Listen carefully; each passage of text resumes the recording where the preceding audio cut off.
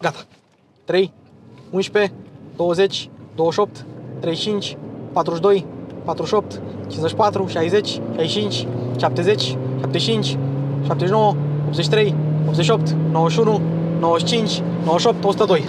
Asta e Dacia Jogger hibridă. În sfârșit a ajuns și la mine și exact cum am făcut la primul Jogger, o să punem 7 oameni în el și o să-i dăm plană și o să vedem cum accelerează, cum frânează, cum se manevrează. Și știu că a făcut și Carwow asta, dar noi am făcut primii. Și chiar sunt curios dacă cei de la Carwow au văzut clipul meu sau pur și simplu au avut aceeași idee să bage 7 oameni într-o mașină și să vadă. Ei, Joggerul hibrid, 140 de cai, merită să îți iei. Trage bine cu 140 de cai. Merită să fie motorul care înlocuiește 1.5 DCI-ul în gama Renault. Toate astea le vom lămuri în acest clip. Și avem și Extreme-ul nou. Am testat și Extreme-ul vechi și ăsta e Extreme-ul nou. Deci clipul ăsta va fi efectiv eu comparând hibridul cu versiunea termică și comparând Extreme-ul nou cu Extreme-ul vechi. Pentru că deja am 2 clipuri de o oră cu Dacia Jogger, nu am chef să spun aceleași lucruri de mai multe ori. Da? Deci aveți și clipurile celelalte cu Jogger dacă vreți să aflați mai multe.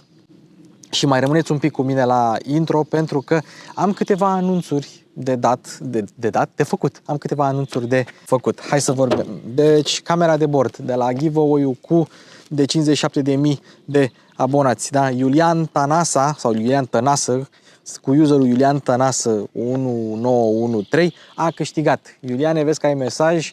Hai, vino să-ți iei camera, da? Asta este giveaway-ul de 57.000.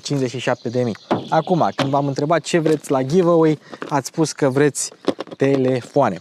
Și uite, avem aici Realme-ul 8i, baterie de 5000, 50 de megapixeli, se încarcă la 18W, procesor Helio G96, ecran pe 120 de Hz și cititor de amprentă. Ăsta a fost telefonul meu. L-am folosit o lună și după aia mi-am luat Realme la Dragon Ball Z Edition. Ok, telefonul nu este nou, este folosit o lună, dar e aproape ca nou. Ei, ăsta îl sigilez și îl dau la 60.000 de abonați. Vouă vi-l dau la 60.000 de abonați. Tot ce trebuie să faceți este să fiți abonați la canalul Mașini cu Luci Popa și să spuneți în comentarii ce mașină, nu, cu ce sau cu cine v-ați face o poză cu acest telefon. Și surprizele nu se termină aici. După cum știți, la 100.000 de abonați dăm o mașină cadou. Vestea bună este că am selectat mașina care va fi pentru giveaway. Am selectat-o, urmează să fie, de fapt acum e la vopsit, urmează să fie făcut și un detailing și după aceea o iau, mă duc cu ea la Craiova și o filmez cu Mihai și o să vă arăt ce mașină dăm la 100.000 de abonați. Și e simplu, dacă vreți să te înscrii la concursul ăsta cu 100.000 de abonați, e simplu. Abonați la Mașini cu Luci Popa, vă abonați și dacă aveți nevoie de piese auto, comandați, aveți toate linkurile în descriere de la Piese Auto Moreni. Orice piesă auto, orice comandă, au livrări în toată țara, prețuri competitive, deocamdată doar telefonic și pe e-mail, urmează să-și facă site. Pur și simplu luați piese de la Piese Auto Moreni, spuneți că vreți să vă... Alo, bună ziua, pentru concursul Mașini cu Luci Popa. Da, desigur vă înscriu și cam asta este. Cei de la Piese Auto Moreni au mai făcut câteva giveaway-uri cu revizii și cei care au câștigat au fost foarte mulțumiți din ce mi-a spus cei de la Piese Auto Moreni. Bun, și surprizele nu se termină aici. Doamnelor și domnilor, nu știu exact la ce număr de abonați, posibil să fie, de fapt sigur cred că va fi sub 100.000 de abonați, o să mai dăm o mașină cadou. Mai dăm o mașină cadou la giveaway, mașină nouă 0 km. Asta, de 100.000 de la Piese Auto Moreni, este o mașină rulată, restaurată din punct de vedere mecanic cu piese de la Piese Auto Moreni, revopsită și care va avea și un detailing. Ei bine, a doua mașină, care probabil va fi dată înainte de 100.000 de abonați, momentan este pe transport, urmează să ajungă în România. În momentul în care ajunge, îi facem o prezentare și anunțăm atunci detaliile giveaway-ului. Cert este că la asta 0 km nu trebuie să cumpărați nimic. Pur și simplu să vă abonați la Mașini cu Luci Popa. La cea de 100.000, într-adevăr, condiția este să cumpărați ceva de la Piese Auto Moreni, livrare în toată țara, prețuri competitive. Doamne! Și nu se termină aici. Roxana, vino încoa.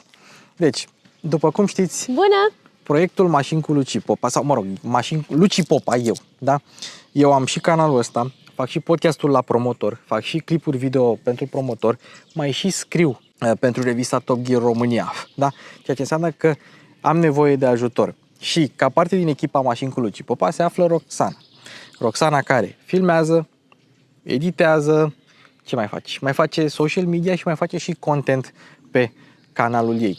Roxana Ulariu, nu? Roxana Izabela pe Instagram, Roxana Ulariu pe TikTok. Așa. Deci face și ea și tot contentul este sub aripa Mașini cu Luci Popa. Gata, cred că am făcut toate anunțurile. Mașini cu Luci Popa începe.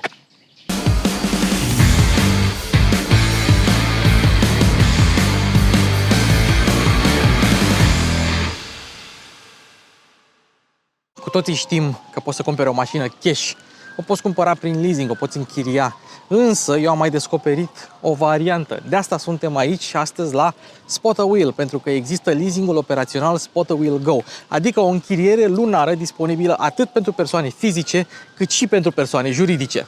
Din câte mi-am dat eu seama, Spot a Wheel Go este cel mai flexibil leasing operațional pentru mașini rulate, pentru că ai avansul zero, poți să anulezi când vrea inimio rata, ai o plată lunară fixă care acoperă toate costurile operaționale. Impozit, asigurare, casco, rovinietă. Tu trebuie doar să bagi benzină, motorină, curent, ce vrei tu să bagi în ea și să o speli dacă vrei.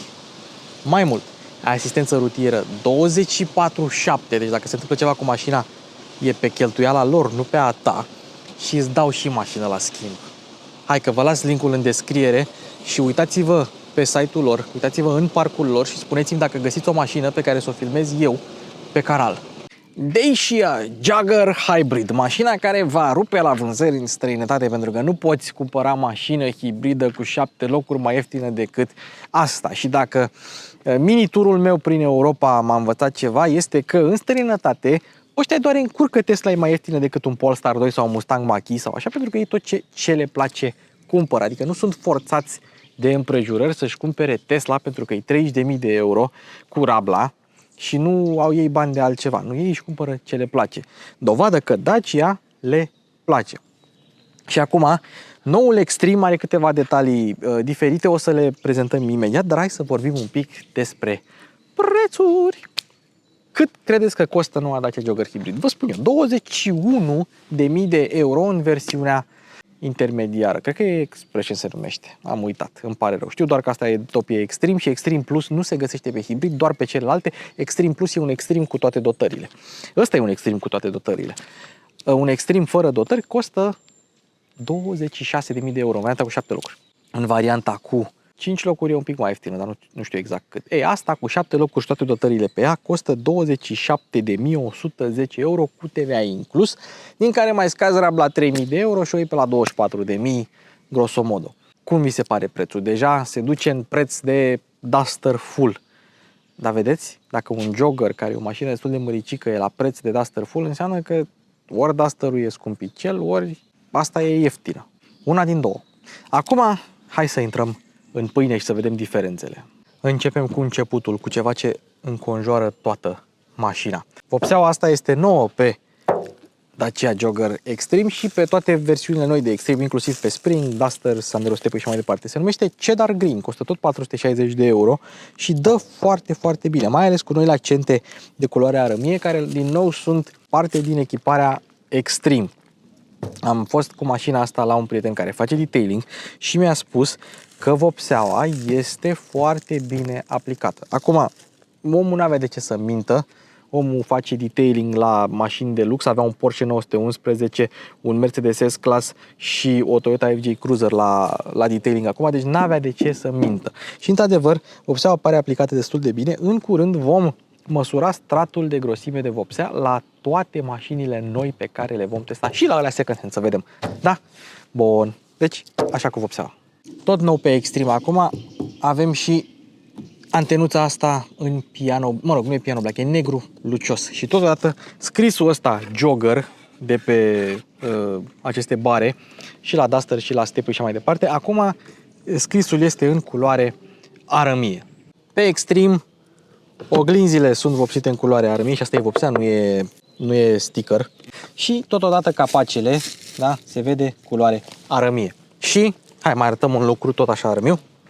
Aici, scrisul de pe spate, Dacia, nu mai e alb, este arămiu. Au făcut ei mare tamtam că acum scrisul va fi alb, ei bine, pe Extreme, da, va fi de culoarea asta arămie. Și o noutate pentru jogger hibrid, așa îți dai seama că ai un jogger hibrid. Interesant este că ăsta e abțibil, poți să-l furi de pe un jogger hibrid, să-l pui pe joggerul tău non-hibrid sau mai mișto.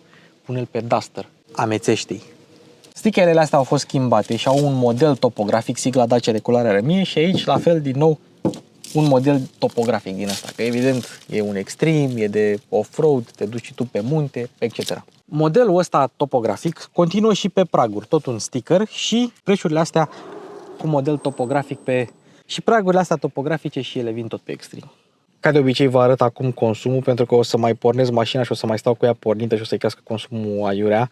Deci după 124 de km de mers cu mașina și o să mai merg o grămadă. Ia uitați aici, consumul este de 4,1 litri la 100 de kilometri. Am avut și 3,9 în oraș, în afară a crescut la 4,1. Deci asta e un consum cât se poate de mediu. Cu mașina goală. O să facem și test cu mașina plină, aia altă mâncare de pește. Dar așa consumă mașina în condiții de utilizare zilnică, o jumate urban, jumate afară.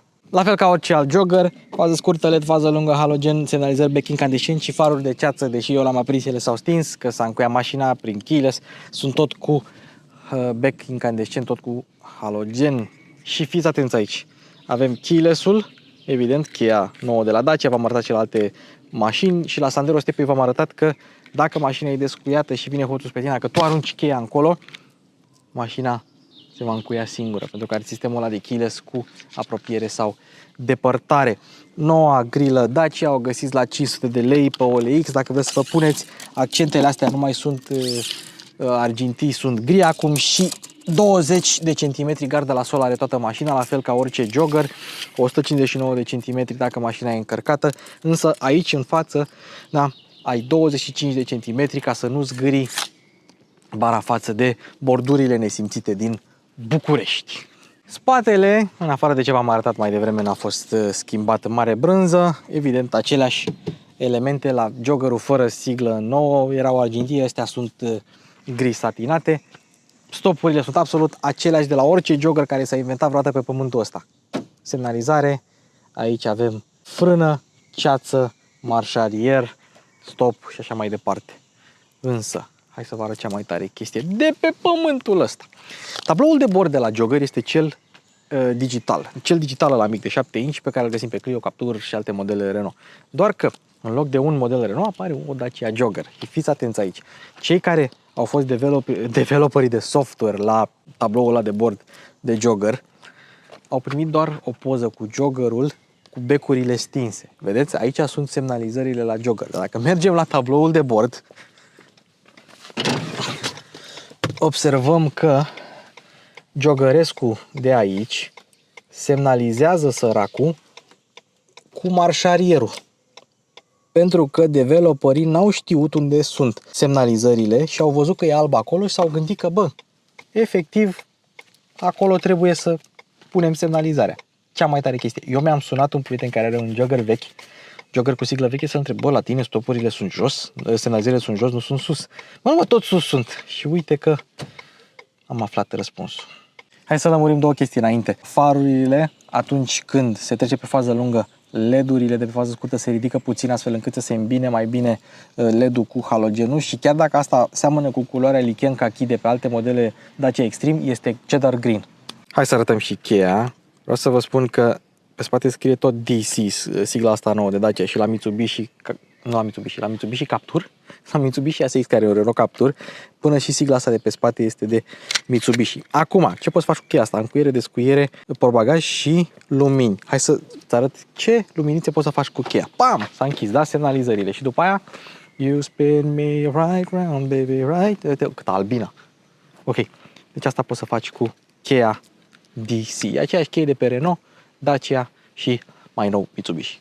Să nu uităm că Dacia Jogger are un ampatament de 2,9 m, adică mai lung decât are seria 560. Atât de mare e ampatamentul și atât de mare este spațiul în spate. Acum, indiferent de ce model, Jogger, Logan, Sandero Stepway, primește același sistem de frânare, același discuri de frână pe față și același sistem de tamburi pe spate.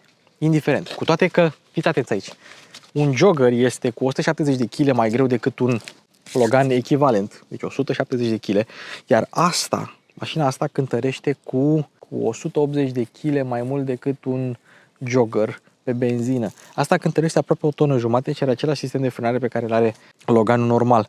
Și acum puteți să ziceți, bă, dar e subdimensionat sau și mai departe. Nu, nu e subdimensionat, pentru că până la o anumită limită, da? Cu cât mărești masa mașinii, cu atât performanța la frânare nu va scădea. E posibil să se uzeze mai repede discurile și plăcuțele, dar performanța în sine de frânare nu se va diminua. Pentru că, având mai multă masă, pui mai multă presiune pe anvelope, care sunt singurele care fac contactul cu asfaltul și numai așa ai o frecare mai puternică și când tu frânezi, mașina va avea aceeași distanță de frânare. Dar, într-adevăr, același discuri 258 mm pe față, tamburi pe puntea spate.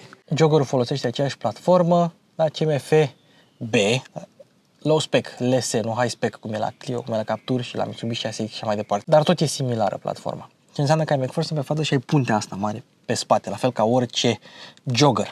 Însă, acolo, în spatele punții, se vede bateria sistemului hibrid, care nu intervine în ceea ce privește spațiul pentru portbagaj sau spațiul interior. Dar totul este pus exact în același loc. Totodată, voi știți că orice Logan, orice Sandero, orice Stepway, orice jogger are evacuarea pe lateral. Da? Pentru că are motorul la 1.0 în 3 pistoane, turbo sau aspirat, depinde de versiune, și la tot au pus evacuarea pe lateral. Ei bine, la hibrid, pentru că sistemul este luat de pe alte modele și poziționarea bateriei include oarecum și evacuarea, au pus toba finală aici cu țeavă în jos. Deci ăsta e singurul jogger care are o țeavă în spate, în jos. Și ceea ce înseamnă că nu o să vă mai intre, nu că ar fi intrat înainte, dar bine, unii au zis că da, alții au zis că nu, whatever.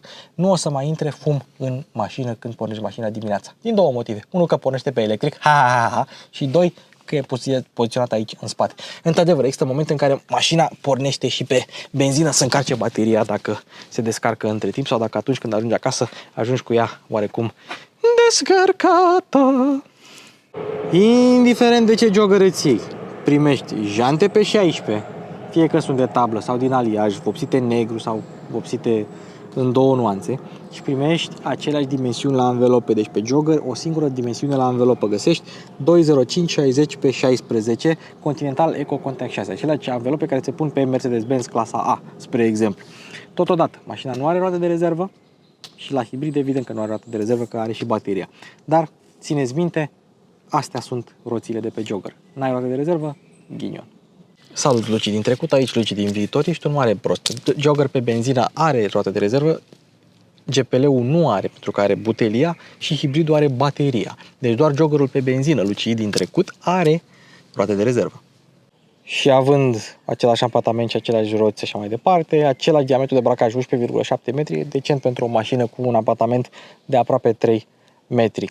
Mașina vine cu 3 ani, 100.000 de km garanție. La Renault vine cu hibrizii vin cu 8 ani, 160.000 de km garanție pentru motor și baterie. Sunt curios dacă la Dacia e la fel, că n-am găsit această informație.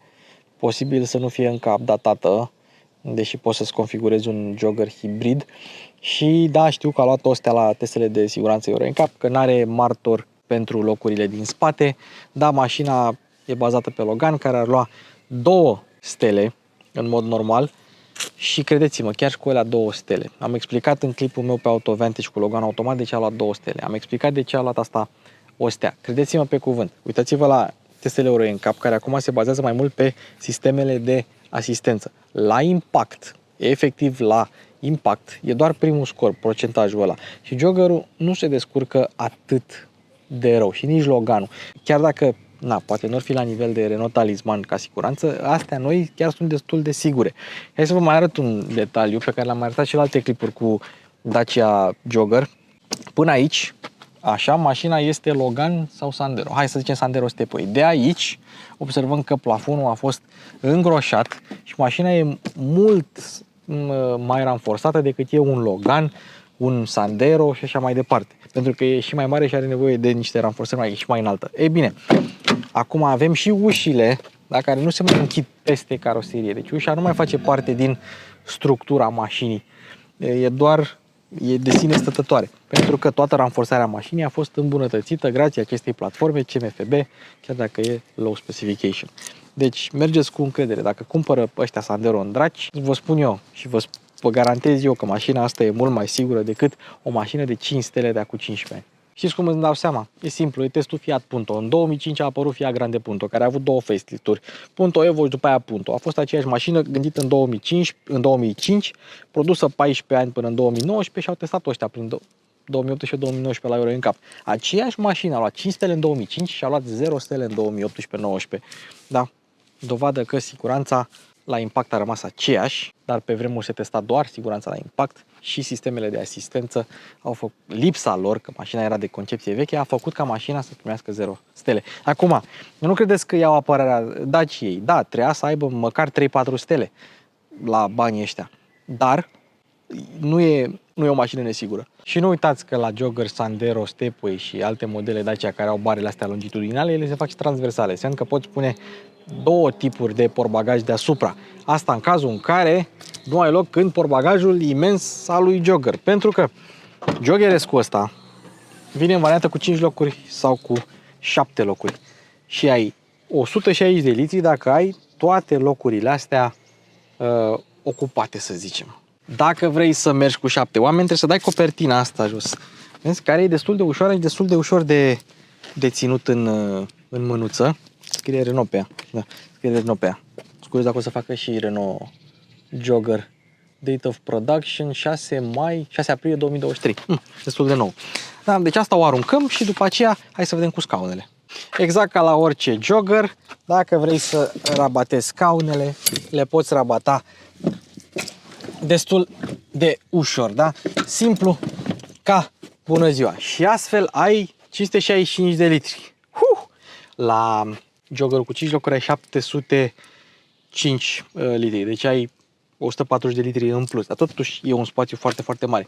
Aici, da, nu poți ajunge decât la baterie, dacă scoți chestiile astea, nu ai roată de rezervă, nu ai podea falsă. Oricum, dacă ai 7 locuri, cum e asta, ai spațiu de depozitare aici, suporturi de pahare, de fapt spațiul de depozitare aici, suportul de pahare pe ambele părți, ai luminiță și ai priză de 12 V. Și mai ai un lucru, mai ai mânerul ăsta aici, care este geamul pentru pasagerii spate, să se bucure și ei de aer curat când mergi la pădure cu Joggerul. Da? Și după aia, dacă vrei să-l închizi, îl închizi frumos de aici. Dacă ai varianta cu 5 locuri, n-ai chestiile astea care sunt niște bucăți de plastic ce se șurubează și nu ai nici luminile. Nu mai țin minte dacă ai sau nu priza de 12 V pe spate. Chiar nu mai țin minte.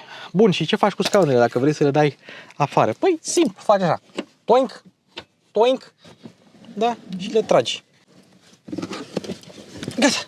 Și le-ai scos. Simplu ca bună ziua. Evident, trebuie să le lași acasă dacă nu le folosești. Bun, rândul 2. Aici pui centurica să nu fie prinsă, da? Foarte frumos. Așa rabatezi bancheta. Dacă vrei să o ridici înapoi, ai aici un mâner pentru chestia asta. Bancheta este fixă, dar nu este fixă. A? Ce părere aveți? Ăsta e modul dubă al lui Jogger. Foarte simplu. Deci tot ce trebuie să faci este să o ridici. Deci automat se desface de aici și în momentul în care tu o ridici, sau de clănțul. Clanț s-a prins. Deci se prinde singură. Și la extremul nou au schimbat până și țesătura asta. Au făcut-o verde. Jogger cu 7 locuri. Rezervorul nu a pierdut nici măcar 1 litru. Pentru că bateria este montată acolo unde este roata de rezervă la benzină, ai 50 de litri de benzină pentru Jogger Hybrid. Și la consum de 4 cât am scos noi, 1000 și de kilometri. Frumos rău verdele ăsta, Cheddar Green, chiar le-a ieșit cu el.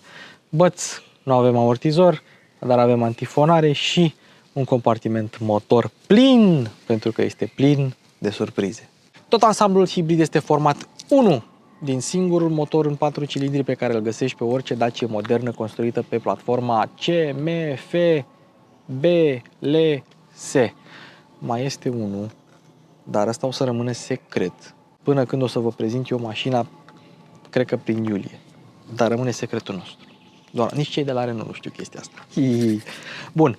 E un motor H4M, un motor care deja și-a făcut cariera pe modele Renault, Dacia, Nissan în trecut. Este simplu. Nu are injecție directă. Nu are distribuție variabilă. Nu este supraalimentat nici cu compresor, nici cu turbină. Nu are nevoie de așa ceva pentru că el funcționează pe ciclu Atkinson și funcționează în marea majoritate a cazurilor pe post de generator, ceea ce înseamnă că funcționează la o turație aproape de eficiența sa maximă, de randamentul său maxim. Nu are curea de accesorii pentru că AC-ul, servofrâna și pompa de apă, toate sunt electrice. Urmează motorul electric principal de tracțiune, 49 de cai putere, 205 Nm, suficient de puternic cât să miște hărăgaia asta singură, mai mult cuplu decât orice motor pe benzină disponibil pe Jogger. Și mai avem și motorul electric generator, 20 de cai, 50 Nm, ăla evident pune curent în bateria de tracțiune, bateria de 1,2 kWh brut, 0,85 kWh net, o baterie de hibridă ok ca dimensiuni, nici prea mare, nici prea mică, puțin mai mare decât o baterie de mild hybrid, dar măcar o poți folosi să miști mașina. Și se zice că în oraș 80% din timp mergi pe electric și că în oraș consumul este cu 40% mai mic decât cel al unui Jogger pe benzină. Așa cum am văzut și la modelele hibride și chiar am testat un Arcana hibrid ca să-mi aduc aminte cum merge mașina, ca să am în vedere la testul cu Jogger hibrid. Avem aceeași transmisie automată cu 4 rapoarte, 4 pentru motorul termic, 2 pentru motorul electric. Fiecare motor poate transmite puterea independent, deci ceea ce înseamnă că poate să fie și în paralel, dar există și combinații în care pot transmite puterea în serie. Ei bine, ai 15 moduri din astea de treaptă, viteză și așa mai departe, pe care mașina și le gestionează singură. Tu, în mers, mai simți când schimbă mașina câte o treaptă, dar nu așa de mult. E bine, transmisia asta, cutia de viteză, nu are ambreiaj. Este un dogbox din ăsta inspirat de în Formula 1, care nu are nevoie de ambreiaj. Mașina pornește mereu pe electric, chiar dacă motorul termic pornește și el pe post de generator, dar ea pornește pe electric. Marșarierul este exclusiv electric, chiar dacă uneori nu ai curent în baterie, pornește și termicul să-ți genereze curent pentru baterie. Și al doilea motor, motorul ăla mic, motorul generator, e bine, ăsta reglează turația volantului astfel încât atunci când se fac schimbările de treaptă, tu să nu simți mare brânză. Și într-adevăr, în marea majoritate a cazurilor, tu nu simți mare brânză când schimbă treptele. Am condus și Arcana aia care avea 60.000 de kilometri și nu mi s-a părut că existau mari diferențe, cu toate că am simțit uneori câte o schimbare de treaptă. Deci, per total, cutia este cât de cât smooth, cât de cât lină. Acum să vedem cum va fi cu fiabilitatea. Ei bine, în total primești 140 de cai putere, 103 kW. Cuplu nu se știe, dar probabil că e 205 Nm, că e cuplu dominant al motorului electric, iar atunci când ele funcționează împreună, nu cred că e mai mult cuplu. De obicei așa se calculează, dar mă rog, Renault n-a dat nicio informație. Hai să zicem 205 Nm. Mașina cântărește 1460 de kg la gol, asta cu 7 locuri și face 100 în 10,1 secunde. Ei bine, aia cu 5 locuri face asta în 9,9 secunde. Deci undeva în jur de 10 secunde. Ceea ce e o valoare bună, cam cu o secundă mai rapidă decât un Jogger de 110 cai exclusiv benzină, cu toate că e mai grea cu aproape 200 de kg. Viteza maximă este de 167 de km pe oră, pentru că viteza maximă este limitată de ultima treaptă a motorului termic, de a patra, care nu e foarte lungă.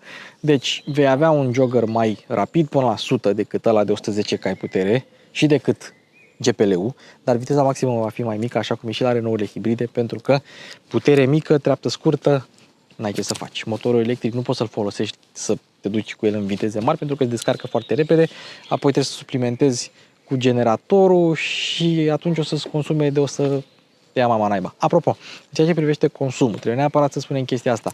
Un Jogger pe benzină, un Jogger pe GPL va consuma mai mult pe autostradă la 130-140 de kilometri, consumă 7 și ceva. Am vorbit cu un proprietar de jogger care are un jogger benzinar, 7 și ceva consumă, GPL-ul consumă și el un pic mai mult, dar e GPL, prețul e mai mic. Asta consumă pe autostradă undeva la 8 și ceva, deci va consuma mai mult decât un jogger exclusiv pe benzină, pe autostradă. Asta țineți minte dacă vreți să faceți mult autostradă. Dacă nu faceți autostradă și vreți să vă plimbați în alte locuri, luați-vă un jogger din ăsta, învățați să mergeți cu el, să modulați din pedală accelerația și motoare electrice și așa mai departe și veți avea consumuri extraordinar de mici de 4. Hai! Maxim 5, tău naiba. 5 cu indulgență. Hai să vorbim un pic despre fața de uși. Deci, tare, tare, tare, tare, ca la orice alt jogger. Aici avem mâner gri, nu mai avem argintiu, însă ați observat că nu am dat aici. Aici este un nou material, se numește Microcloud sau Microcloud, nu e Microcloud că e în engleză, și este un material dezvoltat special pentru aplicații din astea auto, tapiserie, că vedem că avem și pe scaune și pe fețele de uși. Acum, cei de la Renault spun că seamănă cu catifeaua, dar nu este. Am fost la tipul cu detailing, v-am spus de vopsea mai devreme, și el a zis că este o combinație de neopren și alcantara care rezistă în timp și care se curăță foarte ușor, fapt declarat și de către cei de la Dacia. Deci este un material care va rezista destul de bine în timp și se va curăța ușor. Da? Și destul de interesant. Ornamentele astea le-ați mai văzut, de culoarea rămii, le-ați văzut albe la celelalte Dacia.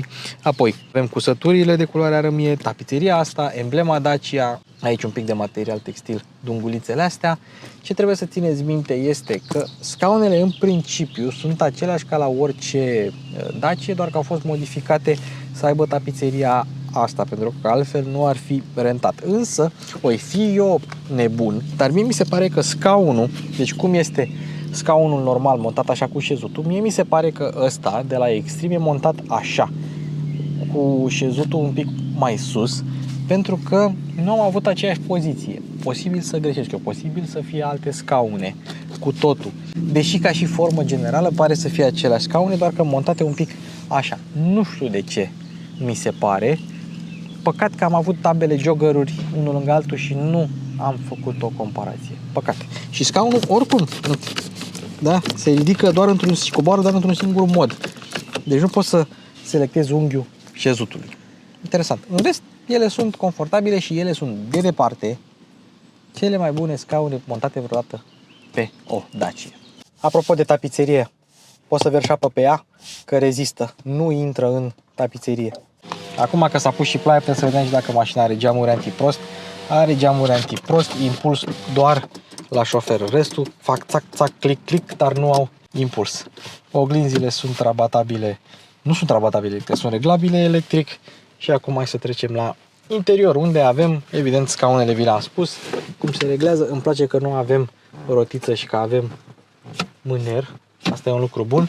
Noul volan cu accente gri, nu mai sunt argintii, butoane iluminate, la fel ca orice altă Dacia. Și ce mi-a plăcut este că volanul este mai mic cu 1 cm, diametrul său este mai mic cu 1 cm decât media din industrie, 37 de cm, ceea ce îl face foarte plăcut la manevrare. 36 cm cu decupaje subțirel, acoperit cu pseudopielea asta, reglajele audio aici, trăgătoarele și restul în partea asta.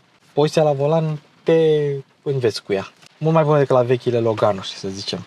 Hai să vedem materialele. Fiind o dăciuță, materialele vor fi tare. Mai puțin aici, textilul a fost înlocuit de Microcloud-ul ăsta, da? Foarte plăcut la atingere. Chiar e plăcut să-l atingi. Bun. Tare, tare, tare, tare, tare, tare și mai departe. Deci doar în punctele cheie avem Microcloud-ul ăsta. În rest, toate materialele sunt tari, la fel ca la orice altă dăciuță. Așa cum am spus și la clipul cu celălalt jogger cu siglă nouă, tot ce era alb la interior, acum este gri. Iar schimbătorul e negru la manual. Dar văd că cei de la Renault au pus negru și pe schimbătorul ăsta. Am vorbit de... apropo, și avem alb la anumite modele și la Extreme avem elemente de culoare arămie. Acum hai să continuăm Spațiile de depozitare, buzunare, relativ ok, aici ai un spațiu, aici ai două suporturi de pahare, unul mic, unul mare, unul adânc, unul adânc, dacă nu-ți recunoaște mașina cheia, o pui aici, o cotieră destul de micuță, un torpedou imens, dar necapitonat, neamortizat ca să-i cadă lui Harry Potter pe picior și iluminat, dar măcar este foarte mare. Și Dacia spune că în interiorul acestei mașini se află 24 de litri de spații de depozitare la versiunea cu 7 locuri, că și aia mai are niște spații de depozitare acolo. 24 de litri, eu zic că e o cifră corectă și destul de adevărată. Ok, ergonomie. Cine are Dacia R9 se obișnuiește foarte ușor cu aceste comenzi. Plus, telefon, miști de aici, sur sau schimb de aici, e destul de intuitiv. Da. Și eu am fost cârcotaj la început, dar m-am obișnuit cu aceste sisteme și acum nu mi se mai pare nimic în regulă. Butoanele au un click satisfăcător, fiecare face ceva, adică nu e niciun buton pus aiurea, destul de bine poziționate butoanele și funcțiile lor le înveți destul de repede. Ai un USB aici pentru conectivitatea Apple CarPlay și Android Auto, dar nu avem, după cum vedeți, accesoriul acela de suport de telefon care vine din fabrică, se montează de sistemul de navigație care îți permite să pui telefonul aici. După ce mergi cu o Dacia care are așa ceva, nu mai vrei altceva decât să stai cu telefonul pe aici aiurea. Apropo de ergonomie, scaune încălzite, încuiere, descuiere, avarii, buton care nu face nimic, eco și culmea, poți să activezi eco chiar dacă tu nu ai motorul pornit, scaune încălzite încă o dată, climatizarea automată, da, hai să o și pornim dacă tot, uite, că ea pornește pe electric, butonul de start pâlpâie înainte să-l pornești, dai climatizarea pe auto, nicio problemă, o priză de 12, butonul de extended grip care vine pe noile modele Extreme, doar pe noile modele Extreme, a pornit și motorul termic pentru că nu mai aveam deloc curent în baterie, USB-A, schimbătorul de viteză, ia fiți atenți aici, deci avem drive, modul normal, hai să și mergem un pic, da? Modul braking, dar modul braking se activează doar apăsând pe ăsta, altfel nu intră. Dacă vrei să treci în drive după aia, merge. Și treci în neutru după aia merge. De ce? Pentru că trebuie să treci în neutru în caz de urgență. Da? Dar dacă vrei să treci în drive poți, dacă vrei să treci în braking, să mai apeși o dată. Și automat, deci fii atent, noi nu avem, la mașina asta noi nu avem auto hold, cum nu avem nici mod electric full, cum e la Arcana sau la alte modele Renault hibride care au sistemul ăsta, cum nu avem nici mod sport, avem normal eco și nu avem auto hold. Ei bine, în clipa în care tu din drive sau din braking o treci în parking, automat se activează frâna de parcare. Să țineți minte acest mic detaliu. Tot la ergonomie, nu avem lumină la parasolar, dar ai lumina asta. La fel, nu ai lumină la parasolar, ai buton de SOS, senzorul temperaturii, climatizare, microfonul și un mâner la pasager. Nu ai mâner la șofer, ai mânere în spate în schimb. Deci cam așa stai pe parte de ergonomie la Dacia asta. Ergonomia nu e deloc rea la noile modele Dacia. Fiecare lucru e pus cam unde ar trebui să fie. Iar acesta este tabloul de bord preluat de la Renault. Avem în stânga cât curent ai în baterie, apoi în dreapta cât combustibil ai. Este ecranul mic pe care îl găsim pe Clio și pe alte modele. Este fix același ecran. Apoi, dacă te duci aici, poți să umbli și să vezi anumite funcții. Da, ok. După aia, dacă dai pe butonul ăsta, ai niciun mesaj memorat și presiune, inițiere, presiune în anvelope. În rest, nu mai ai alte funcții. Deci asta e consumul, transferul de energie, cât de verde mergi, cam astea sunt. Nici nu ai nevoie de mai mult. Dar măcar ai prima Dacia cu tablou de bord parțial digital. Hai să zicem digital, că nu e rău deloc. Da, și observăm că mai avem 880 de km range cu 125 parcuri, deci peste 1000. Oricum a mai stat mașina pornită, a consumat benzină în gol singură. Nu trebuie să uităm de cele 3 sisteme de infotainment pe Jogger și pe Dacia, da? Media Control, care e o aplicație de telefon, pui telefonul, Media Display, 4 boxe, Apple CarPlay, Android Auto cu fir și atât, fără navigație. și media nav pe care l avem aici, 6 boxe navigație, Apple CarPlay, Android Auto, cu fir și wireless. Evident, eu recomand mereu să fie cu fir, pentru că 1. Ți se încarcă telefonul, 2. Nu ți se încinge și 3. În clipa în care ieși din mașină și vrei să vorbești la telefon, mașina îți rămâne conectată la Apple CarPlay, Android Auto și trebuie să deconectezi Bluetooth, uneori nu merge, e o întreagă harababură, deci mai bine cu fir.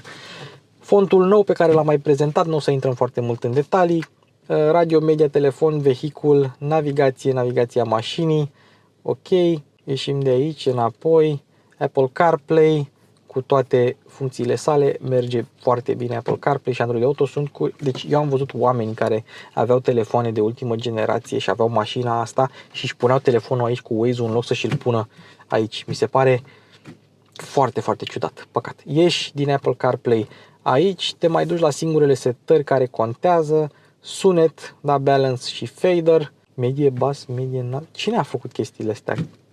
Nu le-am setat eu. Interesant. Am uitat eu să umblu la setări. Afișaj, zi, noapte, luminositate redusă, medie înaltă, manager de dispozitive, sistem și așa mai departe. Manager de dispozitive. Asta din cine a mai avut asta. N-a avut foarte multă lume mașina asta deocamdată. Că toți au testat-o în Franța, unde nu m-au chemat pe mine și eu sunt primul din România care o testează aici. Ceva de genul. Bun. Cam atâta cu infotainment-ul, își face treaba, am mai spus-o. Orice infotainment care are Apple CarPlay și Android Auto este suficient de bun pentru orice mașină. 0-100 cu joggerul hibrid, cu mașina goală. 2, 13, 25, 34, 43, 52, 59, 66, 72, 78, 84, 89, 93, 98, 102. Pupa! Am frânat din greșeală. Deci asta a fost. Și acum hai să facem testul de frânare. Bun, și acum hai să facem test de frânare de la 100 la 0, da? Avem 103, 2, 1.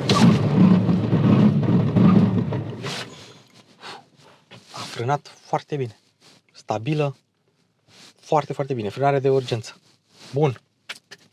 Bun. Hai să vedem acum cu 7 dulei în mașină. Și acum hai să urcăm 7 oameni în mașină și mi-am ales prietenii cei mai forțoși. Așa. Bun.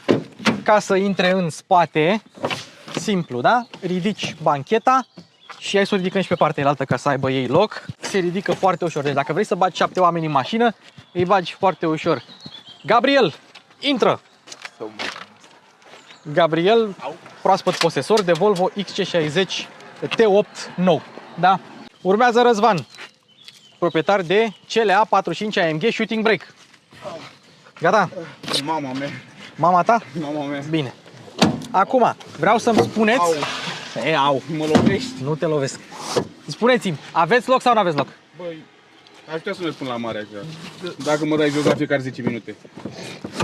Hai mă, că aveți loc sau nu? Băi, e ok. Până la Băneasa merge. E ok, e? Ce ok. înălțime aveți voi? 2 metri. Da. Ok, și greutate?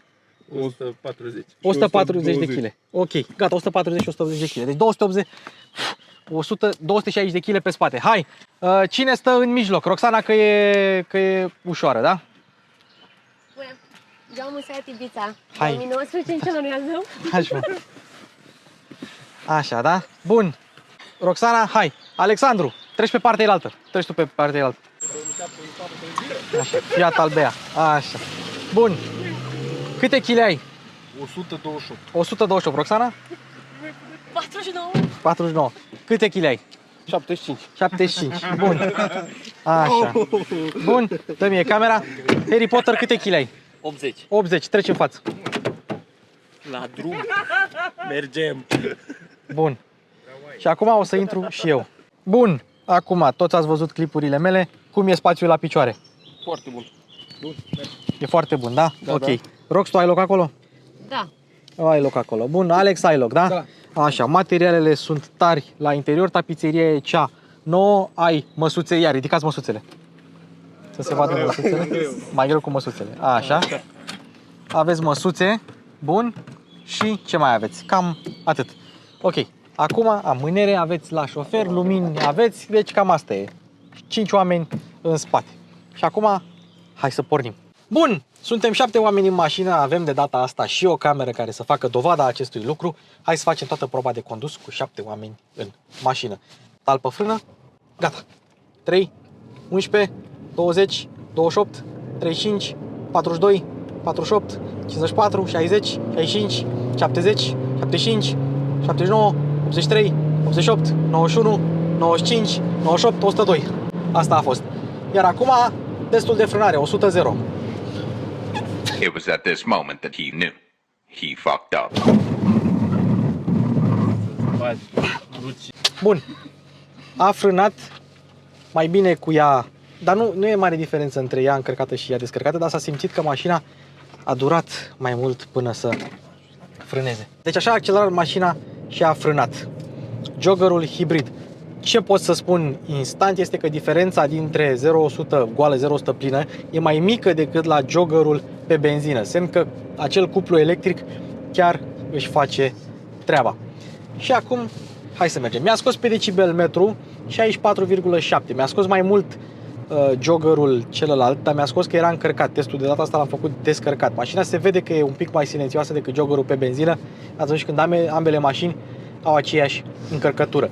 Volanul se simte un pic mai greoi cu mașina descărcată versus joggerul cu mașina descărcată pe benzină. Se simte un pic mai greoi, semn că mașina e un pic mai grea. Vizibilitatea e la fel de bună, chiar și cu 7 oameni în spate eu văd luneta, văd prin lunetă, cu condiția ca pasagerul central de pe rândul 2 să fie micuț așa. Și hai să vedem, uite, are cuplu, se duce. Adică cuplul ăla electric chiar ajută. Și poți cu 7 oameni în mașină chiar să te miști. Uite, hai să o trecem pe Eco, da? Pe Eco e altă poveste, că stai un pic din putere și din cuplu, dar dacă accelerezi, până la urmă își face treaba. Oricum, dacă ai mașina încărcată, prea merită să mergi pe Eco, pentru că e încărcată și ai nevoie să tragă. Uite. Hop, pe viraje, culmea stă.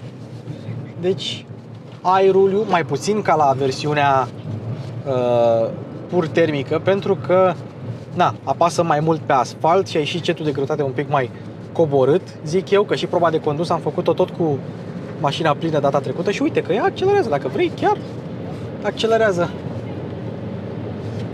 Se duce. Ce îmi place mie la orice model Dacia este că nu ai treabă cu gropi, nu ai treabă cu linii de tramvai, nu ai treabă cu dâmburi, cu speed bumper-uri, dacă mașina e goală. Ai gardă la sol, ai talonul gros, jante mici, mașinile chiar sunt destul de confortabile și peste dâmburi chiar nu simți denivelări, nu simți gropile. Poți să spuneți voi orice vreți despre modelele Dacia, că sunt scumpe, că au materiale ieftine la interior, că orice, că au motoare în 3 pistoane. Bă, dar nu le puteți lua capabilitatea asta de a trece peste drumuri denivelate. Efectiv, nu puteți. Și ia și viraje mașina, uite, hop. Și culmea vrea să subvireze, dar, ia fiți atenți, hop, hop, hop. Dacă faceți așa, pe lângă faptul că pasagerii nu vor vrea, mașina are un pic de balans așa, stânga-dreapta, se vede că e grea. Are peste 2 tone acum. Are peste 2 tone și cu toate astea eu nu simt că mașina ar fi submotorizată. Deci, și cu toate blănile și cât a mai stat mașina cu totul pornit, nu a crescut consumul mai mult de 4,6 litri la 100 de kilometri. Nu a crescut. Uite, poți să mergi cu ea.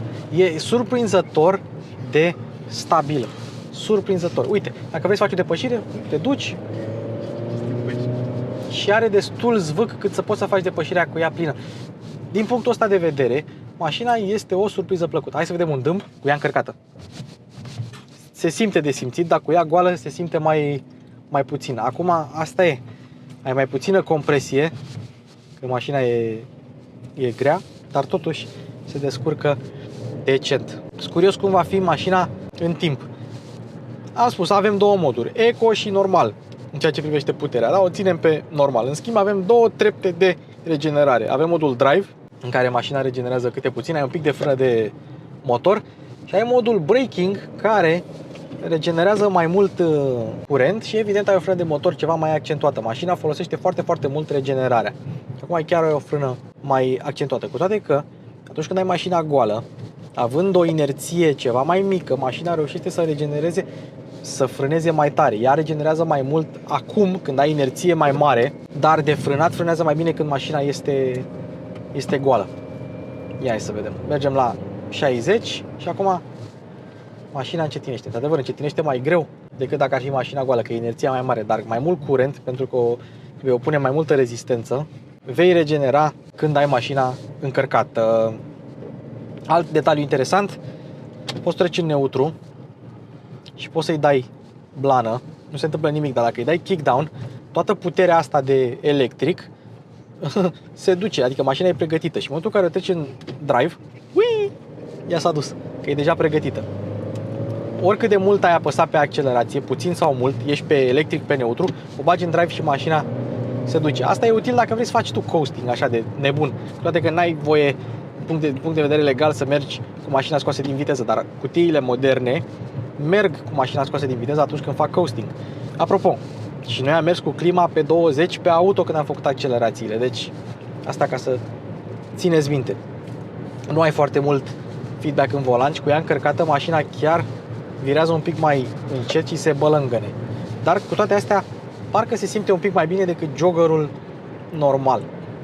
Asta pentru că ai centru de greutate ceva mai coborât și ai și mai multă masă care apasă pe roți și astfel contactul cu asfaltul e mai puternic, frecarea e mai mare și așa mai departe. Apropo, am observat o chestie, când dai talpă frână, nu se aprind avariile, cum se întâmplă la alte mașini moderne. E un detaliu interesant, e o chestie doar de software, știi? Dar uite că la Jogger nu ai chestia asta. Hai să vedem. O punem pe pilot, mașina are pilot normal, o punem pe pilot și mașina merge liniștit. Fluctuează între electric și termic și cred că dacă mergi până într-o 100 poți să scoți un consum de până în 5. Dacă mergi la viteze de autostradă, 130-140, atunci consumul va crește și cu cât e mașina mai grea, cu atât va consuma mai mult. Per total ăsta e Joggerul. E o mașină bună, indiferent de ce credeți despre preț. Chiar am vorbit cu proprietarul de care vă spuneam mai devreme, are 2 Joggeruri 110 cai putere și vrea să cumpere și un hibrid. Semn că prețul nu e neapărat un factor limitant la oamenii care chiar își doresc mașina asta. Cine s-ar fi gândit că acum toată lumea dă 15.000 de euro pe un Logan, când Loganul a fost mașina de 6, 7, 8 mii, pe aia 10.000 și așa mai departe. Sunt niște praguri psihologice pe care treci foarte ușor, mai ales dacă iei mașinile în interes de muncă sau pe firmă. Și mai e o chestie, când am testat data trecută Joggerul, avea și portbagaj pe plafon care era și el la plin. Deci probabil că și acela mai ridicat centrul de greutate și făcea mașina să fie un pic mai barcă, un pic mai instabilă. Dar uite, chiar și așa mașina accelerează, adevăr, se turează.